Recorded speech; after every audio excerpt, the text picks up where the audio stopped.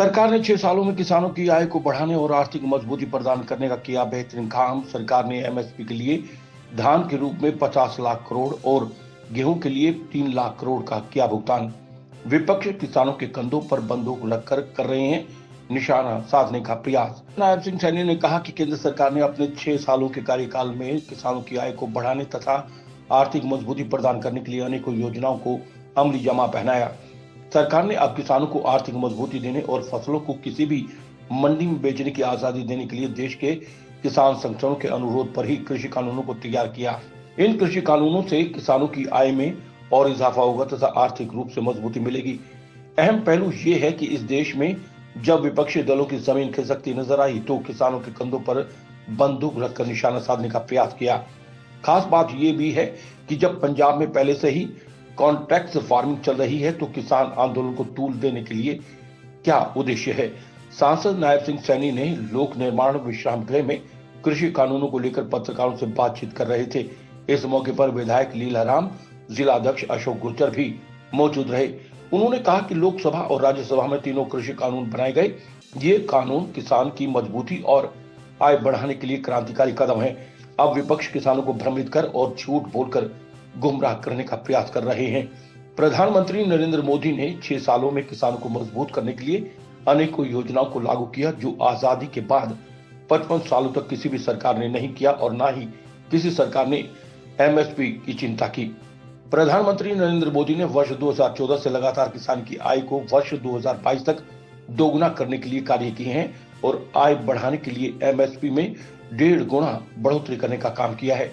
इस सरकार ने एमएसपी के रूप में धान की फसल के लिए 5 लाख करोड़ और गेहूं की फसल के लिए 3 लाख करोड़ रुपए की राशि का भुगतान किया है।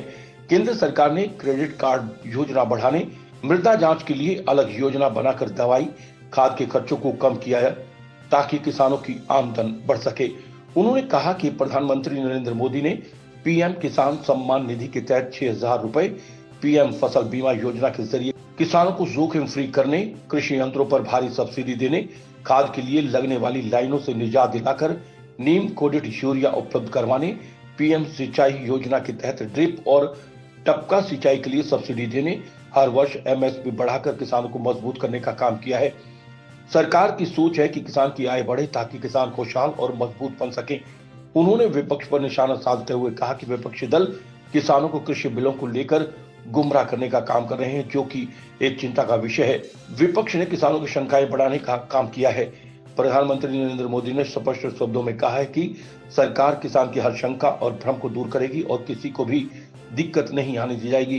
किसान संगठनों ने भी प्रधानमंत्री से मिलकर कृषि बिलों की प्रशंसा की है। उन्होंने कहा कि विपक्ष ने 2019 के अपने मैनिफेस्टो में कृषि बिल का जिक्र किया था, इसलिए विपक्षी दलों का दोहरा चेहरा भी सामने आ गया। सांसद नायब सिंह सैनी ने कहा कि एमएसपी और मंडियां खत्म नहीं होंगी और न ही कोई पूंजीपति किसान की जमीन पर कब्जा कर पाएगा।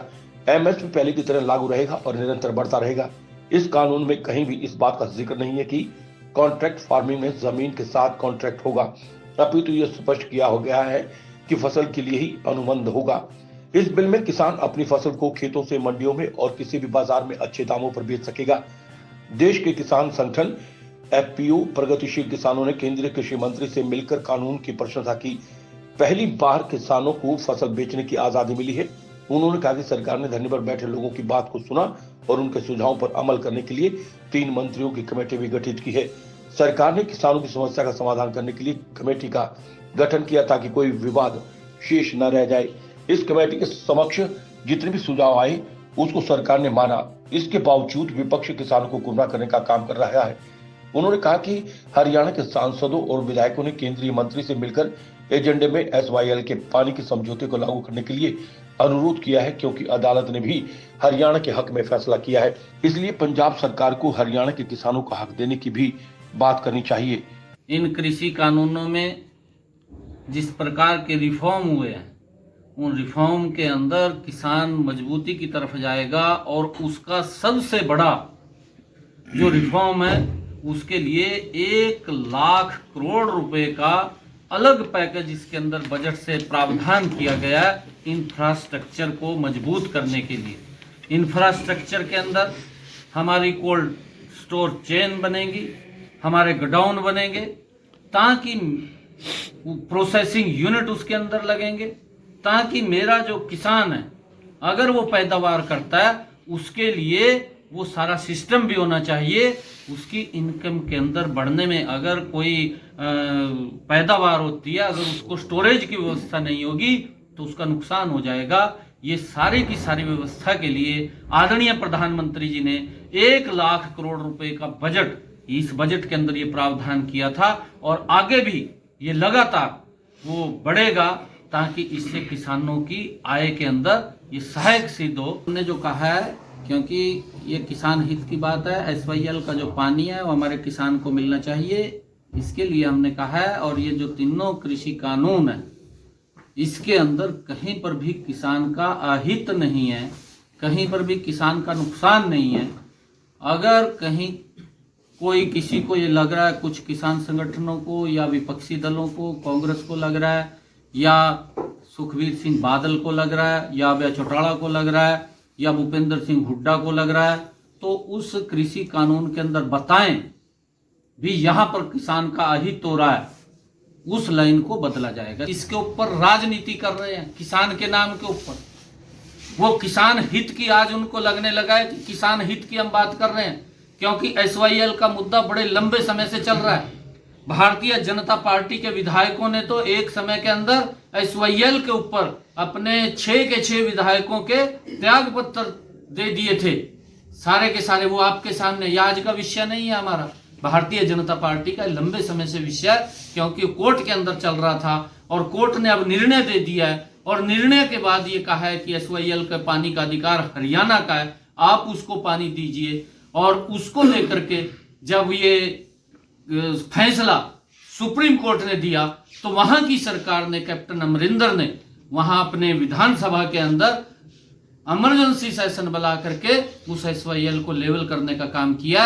आज वो किसान के नाम की राजनीति कर रहा है, वो किसान हित की बात कर रहा है। मैं ये कहना चाहूंगा, मेरे हरियाणा का भी किसान है, तो जब वो राजनीति कर रहा है किसान के नाम के ऊपर, भरगड़ा रहा है, झूठ बोल रहा है, तो हम ये कहना चाहते हैं उनको कि आप किसान हित की बात कर रहे हैं। मेरे हरियाणा के किसान को वो SYL का पानी चाहिए, जो 17,000 एकड़ के ऊपर वो पानी लगेगा, मेरे किसान की इनकम बढ़ेगी। आप किसान हितैषी हैं तो ये हमारे लिए अच्छा है कि आप वो SYL का पानी। सारे प्रोग्रेसिव किसान FPOs माननीय नरेंद्र तोमर जी को मिलकर के एक ही मांग वो लोग कर रहे हैं कि ये कृषि कानून ये किसान के हित में है और इनको जारी रखा जाए, किसी भी सूरत में इनको वापस नहीं किया जाना चाहिए।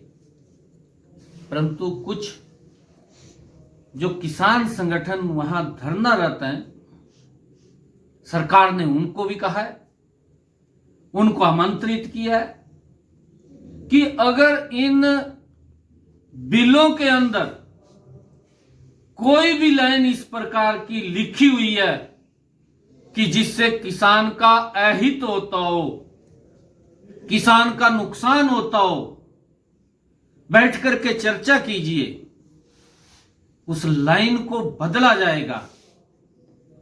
और जो आप लोगों के सुझाव हैं वो सुझाव हमें दीजिए, उन सुझावों को भी सम्मिलित किया जाएगा।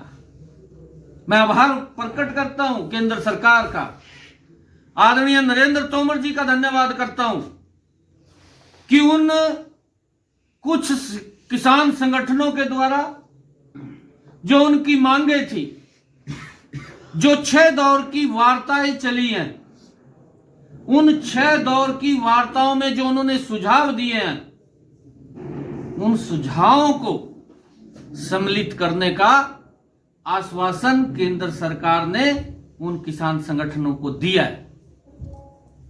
जो उन्होंने कहा कि MSP केंद्र सरकार लिख करके दे, इस बात की भी अनुशंसा वो केंद्र सरकार ने किसान संगठनों को उनको दी है।